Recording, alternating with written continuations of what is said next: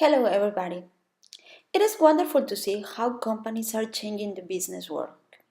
My name is Carla Alcalá, and today I'm gonna tell you about the relationship that exists between transformational leaders and revolutionary companies. It is likely that you have heard the phrase change is inevitable. And talking about the business environment, one could say that transformation is not unavoidable but necessary. Companies need to adapt, innovate, adjust, modify, advance, and develop their processes to keep growing and remain in the market. Most of the time, companies seek higher revenues, cost reductions, efficiency, higher quality, and productivity, and the only way to achieve the desired results is by promoting change.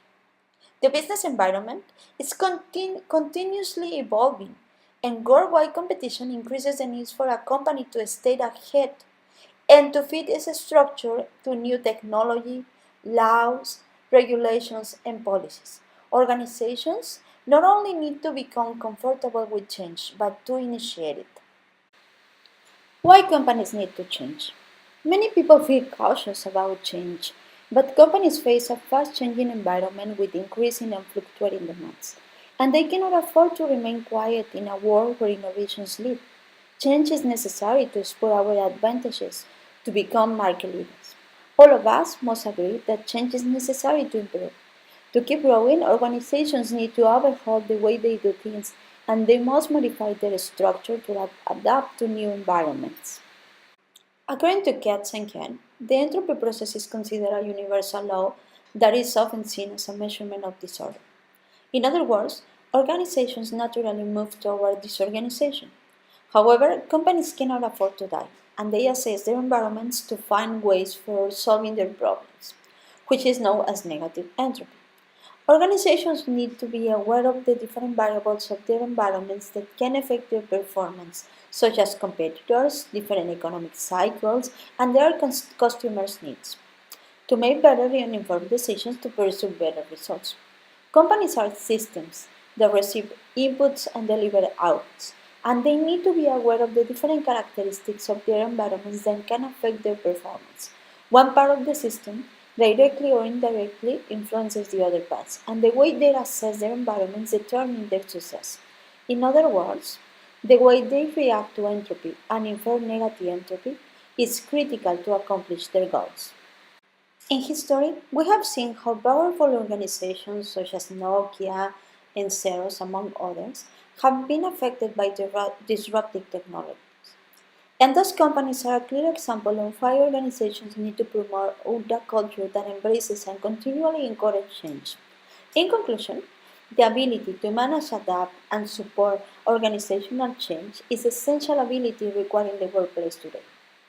All of us must agree that change is necessary to improve. To keep growing, organizations need to overhaul the way they do things and they must modify their structure to adapt to new environments.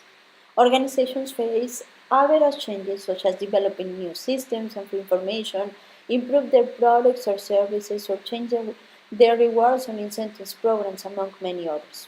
Some of the changes may be necessary to suit the demand of their atmosphere, but other kinds of changes are essential to boost their ecosystems and promote drastic reviews to keep ahead of competitors. Therefore, organizational change should be reviewed in two categories: evolutionary and revolutionary organizational change.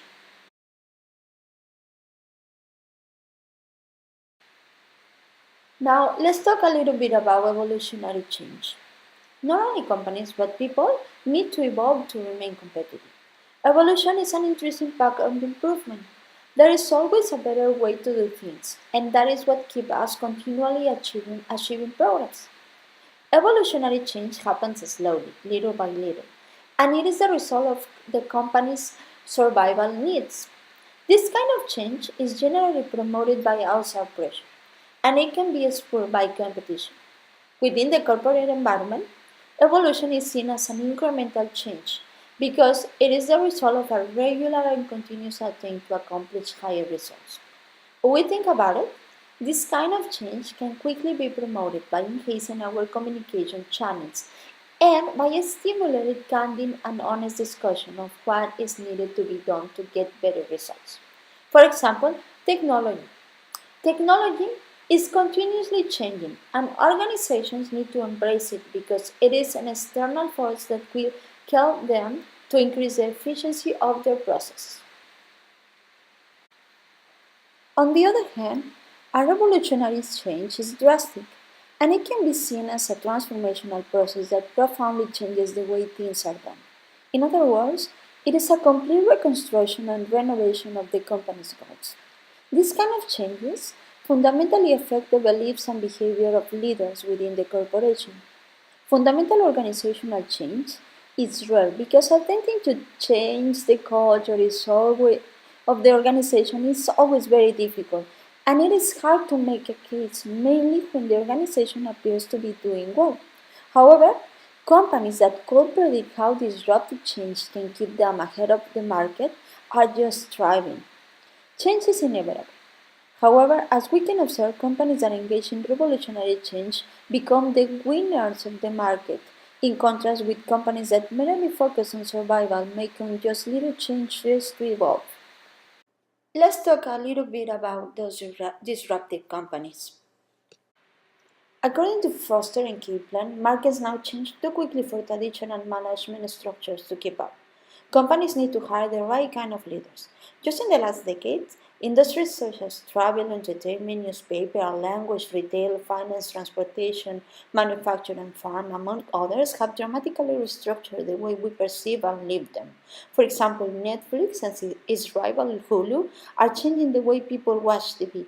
Spotify and iTunes have managed to do the same for the recording industry. Airbnb and HomeAway are improving the hotel and motel industry. And Uber, Lyft, and other car-sharing apps are changing the way we move from place to place.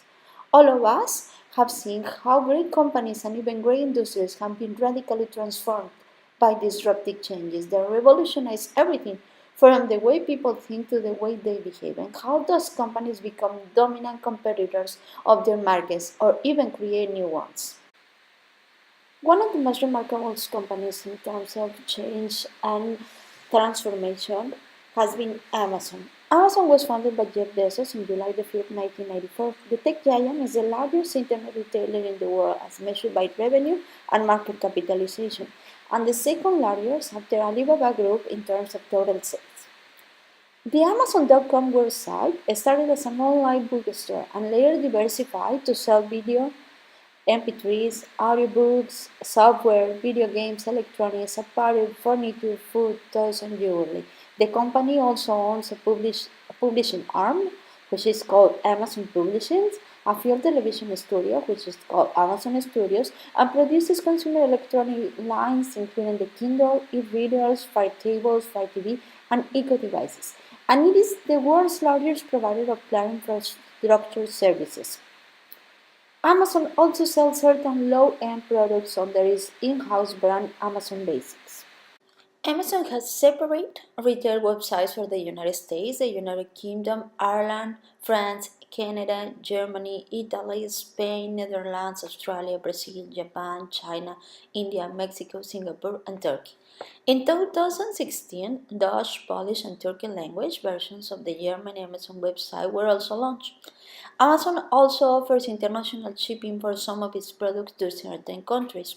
In 2015, Amazon surpassed Walmart as the most valuable retailer in the United States by market capitalization. Amazon is the third most valuable public company in the United States behind Apple and Microsoft, the largest internet company by revenue in the world, and after Walmart, the second largest employer in the United States. In 2017, Amazon acquired Whole Foods Market for 13.4 billion, which vastly increased Amazon's presence as a brick-and-mortar retailer. The acquisition was interpreted by some as direct attempt to challenge Walmart traditional retail stores. In 2018, for the first time, Jeff Bezos released in Amazon shareholders letter the number of Amazon Prime subscribers, which is 100 billion worldwide. In 2018, Amazon.com contributed to 1 US million to the Wikipedia endowment. But what is the relationship that exists between Amazon's success and innovation? Over its nearly 22 years, Amazon has moved into one sector after another and gentrified, even if that meant tearing down its own existing structures. The latest version of Amazon streaming music service, Amazon Music Unlimited, was constructed on top of its initial music store, Amazon MP3, which opened 9 years ago. Amazon Studios, Emmy award winning, original TV shows are built upon a crowdsourced platform that the company first introduced in 2010 for aspiring scriptwriters. Even the company's fashion business. Amazon is now the second largest seller of apparel in the United States according to Morgan Stanley.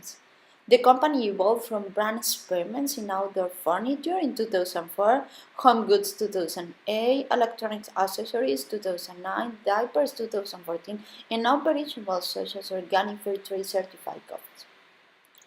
One amazing phrase of Jeff Bezos is, "Our customers are loyal to us right up until the second somebody offers them a better service."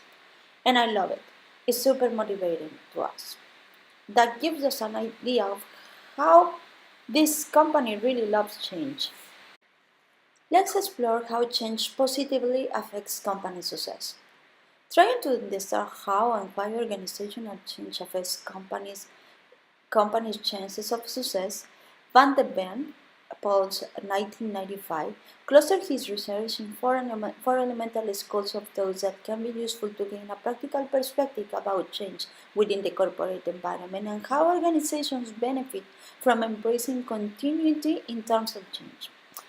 And one of his most significant theories was the life and cycle theory. According to the life and cycle theory, companies go through different stages or phases, and the knowledge acquired in each of those phases is cumulative, which takes companies to a continuous improvement process. Some other researchers, such as Greiner, 1972, made a similar approach referring to those stages as life and cycle terms. In other words, he explained that companies evolve from phase to phase. According to him, companies go first through the startup phase, which is characterized by creativity and new ideas. Then, the direction stage, in which companies need to work towards their goals and missions. And the final period is called delegation stage. In this stage, companies' growth is more substantial, and they are well synchronized to achieve success. So far, we have stated how important it change to drive companies to success. Let's explore what are the common characteristics of successful change implementations. Dealing with people is possibly one of the most relevant challenges for executives promoting change. Leaders need other supports, and sometimes people will understand the urge for changing the way we are doing things and their goals will be compatible with us, but sometimes not. People need to be engaged in improving and implementing new ideas, and more importantly, to sustain them. According to O'Toole 1995, and based on his study, prosperous change implementation share 8 commonalities. The first one, and one of the most essential, is that successful change implementations have a strong support from top managers. Change management requires a strong commitment for senior managers because it helps employees to understand that this new way of doing things is backed by a well thought out decision making process where leaders know where they are going. One of the most critical tools to improve our employees' performance is to establish a vision. The second commonality is that change has to be built on the unique strengths and values of the organization. Understanding the company's values will help employees to find a sense of community and positively participate in reaching collective goals. The third commonality is that the specific changes are not imposed from the top. Successful change implementations depend on the whole organization commitment. The fourth commonality was that change is holistic, which means that every part of the organization must be correlated and in the same channel to modify whatever is necessary to achieve the company's goals. The fifth commonality was that change was planned ahead. Every step was prepared and people were ready to implement new processes. The sixth commonality is that changes are made in the gut of the organization. In other words, Changes in authority, power relationships, rewards, and information systems were created to support the overall change effort. The seventh commonality is that change is approached from a stakeholder point of view. In other words, it was made considering the external environment. And finally, the last commonality is that change becomes an ongoing process. It created the need for a continual improvement process. So far we have learned how important is change to propel organizations' success. But it will be very interesting to explore which are the barriers to change and why some organizations don't change. Change is dynamic and a social process, which means that it has many moving parts and it has intended outcomes and unintended outcomes. Even the smaller changes will result in unexpected consequences, and those interconnections are not always understood when evolution and revolution happens. However, we need to change to keep ahead of the market. It is not just about making changes because change is essential. It is about knowing what we need to change and involve the right people in making it happen. We cannot let uncertainty to become a challenge because organizations need to take risks to keep growing. When organizations want to achieve a successful transformational effort, they realize that they have to overcome many obstacles. When we are trying to promote or to initiate change, we discover that some people may not accept it. For some persons, different is exciting, and they are proactive and show commitment and enthusiasm. Some others will completely resist, and others will wait and see if the change is going to be well received by the rest of the organization. According to Garcia's 1991, systems find three barriers to change. The first barrier is cognition. We base our judgments on past experiences, and this is a barrier to change. We usually make our decisions focusing on how they have worked in the past. And this shapes the way we interpret and understand things. And it is tough to change it. If we think about it, when people present us new ideas or concepts that defy what we think, our first reaction is to reject them. And we try to find facts and information that reinforces what we believe. However, it is essential to open our minds to find better ways to do things. Cognition is about the way we see reality, and even if our perception of facts is not always the best one, we tend to think that our beliefs are correct. But the challenge should be trying to understand why it is necessary to assess new ways of doing things and how we can use our past experiences to plan and avoid mistakes. The second barrier is motivation. As we mentioned before, some people will be enthusiastic about finding new ways of doing things. They will accept to change and they are going to be proactive and willing to come on board, but others will not. Some people are better dealing with uncertainty and others are not, which can be one of the most significant barriers for change because uncertainty can push us to reduce risk and to avoid change. Some people will adopt a wait and see approach, but we cannot let uncertainty rule our decisions because organizations need to change to keep growing, and we need to motivate our employees to accept and cope with change. The last barrier is obligation. We need to take into account people's opinions to start change because they are going to be more committed if they feel part of the decision making process. If we do not listen to people's opinions and we do not involve them, they are going to feel that their voice has not been heard. And when that happens, people disengage and they will resist to accept new perspectives. Organizational change will occur when people are engaged and people are critical and committed to the implementation of new approaches. Let's explore some models to successfully implement changes. Initiating change within organizations is extremely difficult and complicated. We do not like uncertainty, and change initiatives are often received with resistance. However, to compete, people need to be flexible. According to Coder 1996, an average of 70% of all significant change efforts in organizations fail. When we think about it, change fails for many reasons, such as the lack of a plan, or because we ignore the culture and did not invest enough resources, or because they don't follow up the process of change and they do not receive enough feedback or because they have weak communication channels. Considering all these reasons, John Kotter proposed a useful model to guide companies to implement their improvement efforts. The first step of the process is to establish a sense of urgency. In this stage, organizational leaders need to identify why change is necessary to improve or to remain ahead of the competition.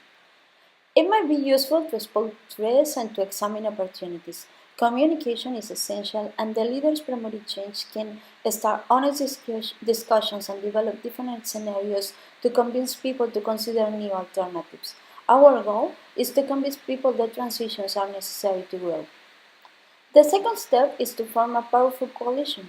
Promoting change is not enough. We need to lead it. In this stage, we need to build a team of leaders and influencers that can propel and secure the success of new projects and ideas. It will be necessary to reinforce a team working environment led by people truly committed. The next stage is called developing a vision and a strategy. If we think about it, one of the critical elements of success is to establish our goals, where we want to be and what we want to accomplish. This step consists in creating a vision for change. We need to gather all of our ideas and solutions and being able to establish clear objectives. We can determine all of the values that are central to change and create a strategy that allows us to see what we want to achieve. Once we have established clear objectives, we need to convey them. Communicating the vision to change is the first step to follow. Communicating our ideas is not just about telling people what to do. It implies to create successful back and forth communication channels where we want to expose our vision and where we can learn and understand others' points of view. The fifth step is to empower employees for broad-based action. This step is one of the most critical phases of the model because during this stage we need to be able to remove obstacles. To secure the success of our change efforts, we need to give enough support, which implies useful feedback and help. It will be necessary to recognize and reward people for their contributions, to identify those who are resistant to change and support them to share the team's perspective. The next step is to generate short-term wins. Establishing short-term goals will help us to track our progress and we will keep our team members motivated to pursue further accomplishments. The next step is consolidating gains and producing more change. As we stated before, organizations face an enormous pressure to improve their products, processes, and costs continually. Change must be part of a continuous improvement cycle, and we cannot declare victory at any time. The final step is anchoring new approaches in the culture. Change must be part of the driving motor of the organization. Change must be part of the culture, and our employees need to develop the capability to adapt to promote new and higher goals all the time. So far, we have learned that change is very important for organizations to reach success. But what about the leaders that are behind all those companies that have revolutionized the world? All of us share a passion for exceptional people. We like them, we love their work, we love their contribution, and most importantly, we establish a natural connection with them. We have characters who transform, revolutionize, and who make a difference. They become our role models. They inspire us. We trust them. But what makes those people and characters so unique? When thinking about the relationship between transformational leaders and revolutionary companies, we need to study charisma. Charisma is the symbolic influence that we have on people, and it is rooted in values and emotions. It represents our ability to connect with others and sway them. According to Bass 1998, charismatic leaders are admired, respected, and trusted. People identify with them because they are willing to take risks and are consistent with their high standards of moral value. In other words, they successfully transmit their missions and persuade others to come on board. Three factors distinguish those kind of leaders, according to Borg 2017. The first one is charismatic leaders can motivate and inspire. We like to know why we are doing things. We feel encouraged by challenge and meaning. All of us want to leave a positive footprint behind us, and we like to be and feel part of great teams. Managers who communicate clear expectations, show high commitment and reach goals, and cultivate a team spirit and are more likely to boost their employees' performance. Because who doesn't feel encouraged to reach high expectations?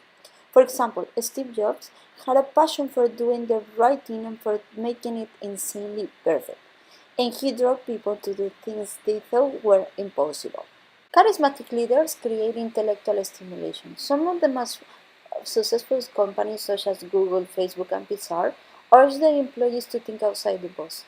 And people who work in those kinds of environments are committed to innovate and create not because they are forced to, but because they feel part of something big.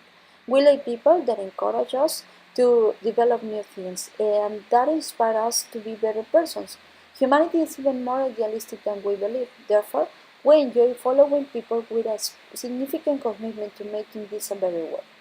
As well, charismatic leaders show extreme consideration for individuals.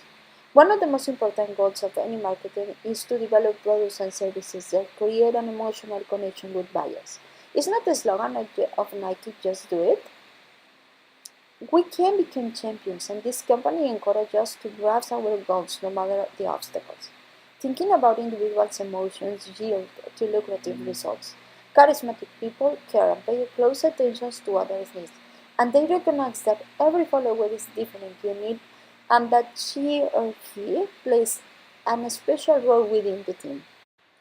In conclusion, it is clear that our norms and values influence the way that our workers behave and their motivators. Every action we take and decision we make within our organization will affect our direction and the way our employees react. Organization development helps companies to understand what they are doing and what they need to do to increase their desired results. Organizational development arises from the need to promote organizational changes focused on creating successful corporate environments that embrace challenges and ongoing improvement. In other words, the primary goal of organization development is to align organizations with their rapidly changing and complex environments through organizational learning, knowledge about management theories, and transformation of organizational norms and values. It is an attempt to improve companies' effectiveness, according to French and Bell in 1995. Organizational development is an effort to help organizations to identify areas of opportunity and not promote change to increase the company's potential, according to Adolf Baidu, Coffee 2016 and Bird 2017.